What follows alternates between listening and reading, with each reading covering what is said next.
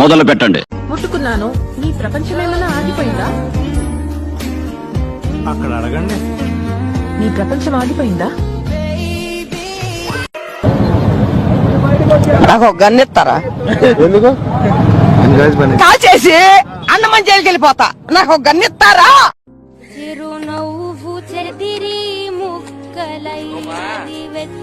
ఇలాంటివన్నీ కామన్ రా. నా పుట్టినరోజు ఇంకా గట్టిగా తగిలిరా మీద. ఎక్కడికి వెళ్తున్నారు?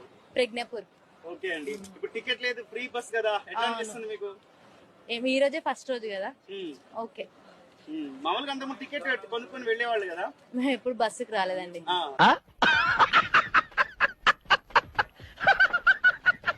అయిపోయి